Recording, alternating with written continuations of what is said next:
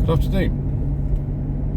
Today is the 3rd of May, and it's time for yet another not particularly interesting, probably quite boring, and extremely vague vlog.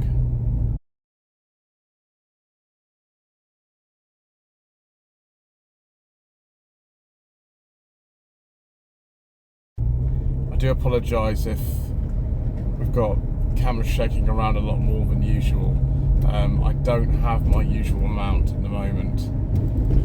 It's in the northeast. It was left on the windscreen of a Formula 1 Deo that I filmed a couple of days ago, and so it's back to the old one that we always used to use. Also, for some ridiculous reason, I'm not sure why, this phone I'm recording on is lagging, and so if the words I'm saying don't match my mouth movements, then I apologise. So what I want to talk about, and those of you who are very dedicated to the channel and have membership on the Rover 45 V6 and Say It to Lady of Tears, will see pretty much the same day this is made. Others of you will see this a few weeks later. Is the trip that I've just been on, which was 600 miles in total, and 13 videos made, and 5 nights in hotels. For some reason on this trip, all the hotels I stayed in were Premier Inns. I stayed a total of 4 of them over 5 nights.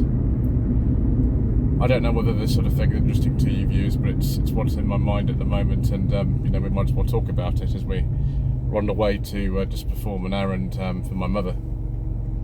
So, first one I stayed in was in Rugby. It's very close to the M6.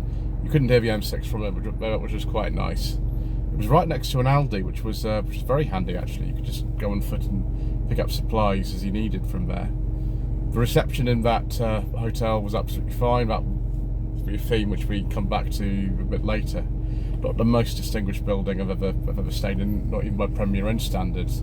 Kind of the older style rooms with the sort of lighter wood furniture in them, and actually a proper wardrobe, which the newer style rooms just don't seem to have for whatever reason. Which was it was fine. There was free parking there, which is always welcome.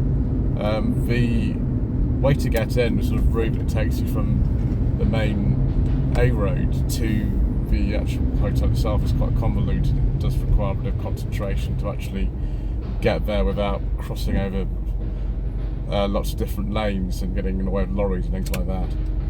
So that was the one in Rugby. Next was a night in Huddersfield. I think it's called Premier in Huddersfield North. That was a much more distinguished building. It was a very, very attractive, actually, stone building. I think it was made as a hotel. Whether it was a Premier originally, I don't know. On the northern side of Huddersfield. The biggest problem with it, there were 2. One of them was the lack of reception in the room, which was almost non-existent. At least on the network that I'm on, it was completely non-existent. It was pretty bad in that respect, actually, because if you're trying to make videos and things like that in there, you sometimes want to use, in my case, a Wi-Fi, or you want to tether your phone to the computer that you're using in order to upload. I couldn't do any of that. Fortunately, Premier Inn gives you free Wi-Fi. There is another tier of Wi-Fi called the Ultimate Wi-Fi, which I have used, and we'll come back to that later. But it was a bit annoying. I couldn't call my lady wife whilst in the hotel and tell her that I'd actually arrived and things like that, which was a bit annoying. But I've lived through that sort of thing before. The hotel room itself was absolutely enormous. It was a double aspect room, about 3 times the size of the average hotel room. It was a vast room on the top floor of the hotel. Very, very nice views there. So yeah, that was Premier Inn at Huddersfield North. The next one was the sort of main hotel of the stay in a way. It was Premier Inn A1 Business Park in Pontefract, just near the the A1 and the A162.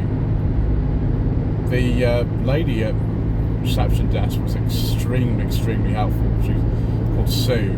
Mr. Richardson and I both stayed in the same hotel. He stayed for just one night. I stayed for 2 nights. And although the hotel, again, it's not a very distinguished looking hotel, the rooms are the newest style rooms with the kind of darker furniture in them, which looks a lot more slick, and you're more likely in that sort of place to kind of get USB ports by the bed and things like that. This one didn't have them, it just had normal plugs and a smaller wardrobe, but the room was considerably smaller than the one in Rugby, and also actually the one in Huddersfield was vast. It was far more like a standard sized room, and I have stayed in Premier rooms like that before. There's actually one in South Mems at the junction of the A1M and the A25 that has similar sized rooms with the new style, and so that's fine. This was actually even worse reception. It was absolutely non-existent, absolutely rubbish. And so, very kindly, what Sue did on the reception desk for me was give me the ultimate Wi-Fi for 24 hours for free, which was very nice of her. We also sorted out a meal deal for me and Mr. Richardson when we had a supper in the Brewers Fair restaurant just next to the hotel on the Saturday evening. So everything apart from the reception was really good. It was free parking again. The room I had was also nice and kind of sheltered. There wasn't too much noise. I was able to leave the window open and not be disturbed by traffic noise and things like that at night, which was good. It felt very private in that way.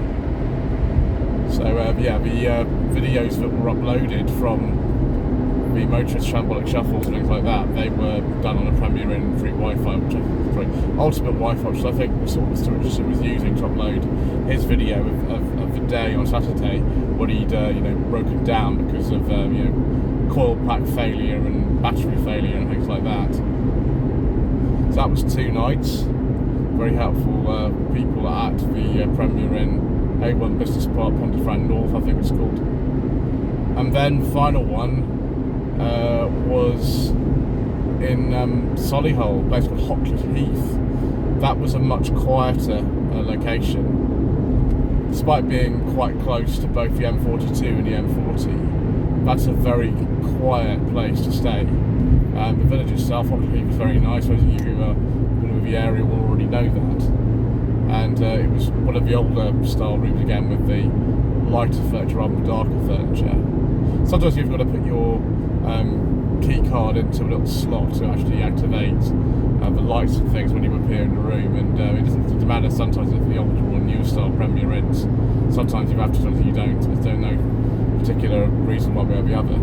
This was the older style. It was quite a big room. It wasn't as big as one in Huddersfield, but it was quite a big room, and it was very quiet. On the last day of filming, having already filmed 2 reviews on the way down, it was a very tranquil place, and I was very grateful for that. Just to sort of rest. Premier Inn beds are generally very good. They've got Hypnos bed. You can actually buy Hypnos bed if you want one. I mean, that's probably going a bit far in terms of sort of love for the Premier Inn, but you can do that if you want. And then came back. The car performed perfectly well. It was filmed by 2 other channels as well. But during my day in a motorist, Marco Motoring had the car for a good few hours. I think he did 35 miles in this actually during the time that he had it, which was after the event at the motorist. And then Captain Mustard filmed the car for the Project Nigel channel. He didn't film very long. I think he was a bit busy that day, as was I. I made 5 videos that day. So he just did it quickly, but if you want to see more of this car, not that you haven't already seen it extensively on this channel, then you can go to those channels and see it as well. I don't know when those videos are coming out. It's hard to sort of say when you're recording quite a long way in advance of when most people will see a very vlog like this. But yes, it was quite a trip. I'm still haven't finished editing. Even though I got back 2 days, I still haven't finished editing with 13 videos. I think I've got, from memory, I've got 3 left to do. 1 episode of No Budget Reviews, and 2 episodes of sensible second-hand reviews, classics to do. And and I think we're going to be going back up there at some point soon. I might actually visit my lady wife with me just to take some of the stress out of actually having to coordinate everything and you drive everywhere and that sort of stuff. She will be very helpful in terms of actually, sort of, you don't really want to chat with too many people, because I find sometimes doing too much of that very exhausting, and she's very good at that. She's very good at actually being friendly, whereas I'm not very good at being friendly sometimes here, I'm afraid. I'm not great at that. If I've had too many people during a day or I'm very tired, it's not the best time for me. Whereas she's a lot better at that than I am. Which is why we might do that, because the chap who supplied the most cars for the trip, 4 in total, has actually got more cars that I need to film. So we will be going back and filming those at some point, and I've just been offered another car in that area and some more further north, so we do have to go back at some point. And we might be staying in more Premier Inns or other hotels. I don't just stay in Premier Inns, just the way it happened. And I'm not sponsored by them, although if Premier Inn didn't want to sponsor the channel, then they're very welcome, of course. Anyway, thank you ever so much indeed once again for watching. Please don't forget to subscribe to the channel, like this video, comment below, and we shall see you again soon for more incredibly vague rambling.